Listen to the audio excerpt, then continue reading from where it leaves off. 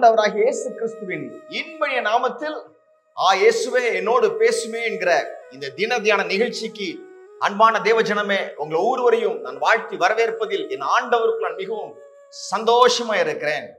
எப்பொழுதும் கிறிஸ்துவுக்குள் சந்தோஷமா இருங்கள். ஹல்லேலூயா. உங்கள் முகத்தில் எப்பொழுதும் சிரிப்பு காணப்படட்டும். ஹல்லேலூயா.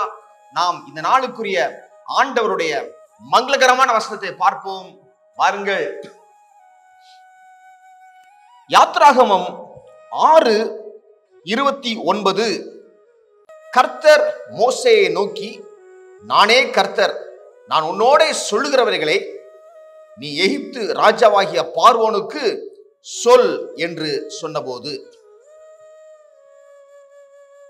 பாருங்கள் தேவஜனமே, நான் உன்னோடு சொல்லுகிற காரியங்களை நீ பார்வோனிடம் போய் சொல் சொல்லுகிறார்.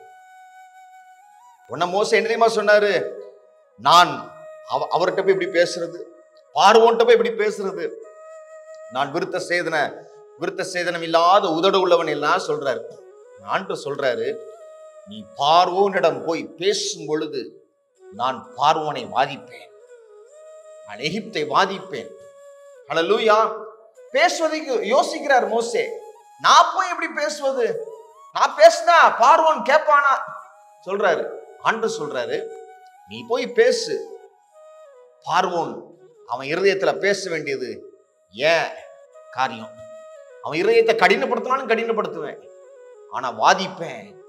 இஸ்ரவேல் ஜனங்கள் விடுதலை அடைவதற்கு ஏதுவாக அவனை நான் வாதித்து, எகிப்தை வாதித்து நான் உன்னை விடுதலை ஆக்குவேன். ஹல்லேலூயா. அதே போலதான் எகிப்த ஆண்டவர் வாதித்தாரு, பார்வோனை ஆண்டவர் வாதித்தாரு. இஸ்ரவேல் ஜனங்கள்ட்ட எகிப்தியர் அவங்களுடைய எல்லா நகை எல்லாத்தையும் கொடுத்து, போயிட்டு வாங்க, நீங்க போனா போதும் அப்படின்னு சொல்லிட்டாங்க. ஹல்லேலூயா. ஆண்டவர் உங்க வாழ்க்கையில கிரியை செய்து உங்களுக்கு நீதியை செய்ய வேண்டும் என்றால், நீங்க பார்வோனா இருந்தாலும் சரி, உங்களை எதிர்க்கிற துன்பப்படுத்துகிற காரியங்களிடத்துல நீங்க பேசுங்கள். ஆண்டவருடைய நாமத்தை கொண்டு நீங்கள் பேசும் பொழுது, ஜெபத்தில் பேசும் பொழுது, நேரடியாக பேசும் பொழுது ஆண்டவர் உங்களுக்கு இரட்சிப்புகளை கட்டளையிடுவார். பாருங்கள். மாத்திரமல்ல, எசேக்கியேல் 37:4 சொல்லுகிறது, அப்பொழுது அவர், நீ இந்த எலும்புகளை குறித்து தீர்க்க தரிசனம் உரைத்து அவைகளை பார்த்து சொல்ல வேண்டியது என்னவென்றால், உலர்ந்த எலும்புகளே, கர்த்தருடைய வார்த்தையை கேளுங்கள். ஹல்லேலூயா. ஆமா, என்ன சொல்லும்? உங்க வாழ்க்கையில உலர்ந்த எலும்புகள் காணப்படுது. ஆண்டவர் சொல்றாரு, அவைகளை பார்த்து நீ தீர்க்க தரிசனம் உரை சொல்லுன்னு சொல்றாரு ஆண்டவர். நம்ம என்ன சொல்றோம்? என் வியாபாரம் உருப்படாது, ஹல்லேலூயா, நான் பார்க்கிற வேற வேலையில எனக்கு ப்ரமோஷனே வராது அப்படி நீங்க சொன்னீங்கன்னா அது அப்படி இருக்கும். ஆனா நீங்க, ஆண்டவர் என் கரத்தின் கிரியைகளை ஆசீர்வதிப்பார், என்னுடைய ஃபியூச்சர் நல்லா இருக்கும் அப்படி நீங்க சொல்லும் பொழுது உங்களுடைய வாழ்க்கையில் உள்ள உலர்ந்த எலும்புகள் என்ன நடக்கும்? எசேக்கியேல் 37:7 சொல்லுகிறது, எனக்கு கட்டளையிட்டபடியே நான் தீர்க்க தரிசனம் உரைத்தேன்.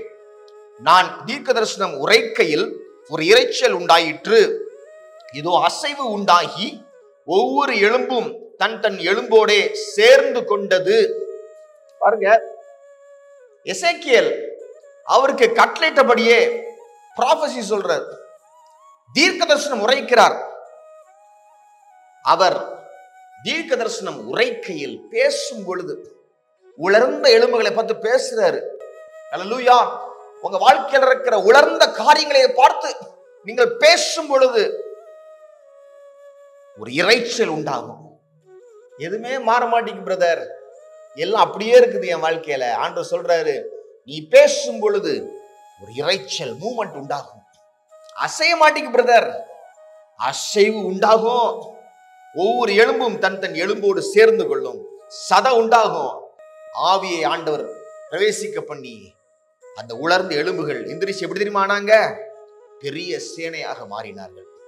ஆண்டவர் உங்களை பார்த்து சொல்லுகிறார், நீ தனி மரமாக நின்று கொண்டிருக்கிறாய், ஆனா வர நாட்கள்ல நீ உலர்ந்த உன் நிலைமையை பார்த்து நீ பேசும் பொழுது உன்னை ஒரு பெரிய சேனையாக நான் மாற்றுவேன் என்று ஆண்டவர் பேசிக் கொண்டிருக்கிறார். பாருங்க, என்னாகமம் 20:8 ஆண்டவர் சொல்றாரு மோசேட்ட, நீ உன் கோலை எடுத்துக்கொண்டு நீயும் உன் சகோதரனாகிய ஆரோனும் சபையாரை கூடி வர செய்து அவர்கள் கண்களுக்கு முன்னே கண்மலையை பார்த்து பேசுங்கள், அப்பொழுது அது தன்னிடத்தில் உள்ள தண்ணீரை கொடுக்கும். இப்படி நீ அவர்களுக்கு கண்மலையிலிருந்து தண்ணீர் புறப்பட பண்ணி சபையாருக்கும் அவர்கள் மிருகங்களுக்கும் குடிக்க கொடுப்பாய் என்றார். ஆண்டவர் சொல்றாரு, எல்லா இஸ்ரவேல் ஜனங்களும் முறையிடுறாங்க மோசேட்ட, யோ வனாந்திரத்துல தண்ணி இல்லையா, எகிப்து தேசத்துல இருந்து கூட்டி கொண்டு வந்துட்டு தண்ணி கொடுக்க மாட்டீங்க நீ அப்படின்னு கம்ப்ளைண்ட் பண்றாங்க. மோசேக்கு தலையை பிக்கிற மாதிரி இருக்கு. அப்போ ஆண்டவர்கிட்ட போய் முறையிடுறாரு. ஆண்டவர் சொல்றாரு, அவங்க எல்லாரும் நிக்க வச்சுட்டு கண்மலையை பார்த்து நீ பேசு, பார்வோனிடம் போய் நீ பேசு, உலர்ந்த எலும்புகளை பார்த்து நீ பேசு. இப்பொழுது ஆண்டவர் சொல்றாரு, கண்மலையை பார்த்து நீ பேசு. நீ பேசும் பொழுது அந்த கண்மலை தன்னிடத்தில் உள்ள தண்ணீரை உனக்கு கொடுக்கும். என்ன தெரியுமா நடந்துச்சு? என்னாகும் 20:11 மோசே ஆண்டவர் பேச சொல்றாரு, இவர் கோலை வச்சு கண்மலை அடிக்கிறாரு, தண்ணீர் ஏராளமாய் புறப்பட்டு வந்தது. மினிஸ்ட்ரி சக்சஸ்ஃபுல் ஆயிட்டு. ஆனா ஆண்டவருடைய வார்த்தை சித்தத்தை அவர் நிறைவேற்றவில்லை. ஹல்லேலூயா. அதனால மோசேயும் ஆரோனும் கானானுக்குள்ள பிரவேசிக்கல. அது வேற விஷயம். பாருங்க, உங்க சூழ்நிலையில உங்க கண்மலையை பார்த்து பேசுங்க. பவுல் எழுதுறாரு, அந்த கண்மலை கிறிஸ்துவே. ஆண்டவர் கண்மலையாக இருக்கிறார். அந்த கண்மலையை பார்த்து பேசுங்க, அவரிடத்தில் இருந்து தண்ணீர் உங்களுக்கு புறப்படும். ஹல்லேலூயா. உங்க வீட்டில் உள்ள எல்லாரும் சாப்பிட்டு என்ஜாய் பண்ணுவீங்க. ஹல்லேலூயா. உலர்ந்த எலும்புகளை பார்த்து பேசுங்கள், பார்வோனிடத்தில் பேசுங்கள். ஹல்லேலூயா. கண்மலையை பார்த்து பேசுங்க, உங்க சூழ்நிலை மாறி போகும். நாம் ஜெபிப்போம். பாருங்க, ஆண்டவரே, எங்க வாயிலிருந்து விடுதலை கொடுக்கும் வார்த்தைகள் புறப்படட்டும் அப்பா. எங்க வாயிலிருந்து வாழ்வை கொடுக்கும் வார்த்தைகள் புறப்படட்டும் ஆண்டவரே. அப்பா உமக்கு ஸ்தோத்திரம்.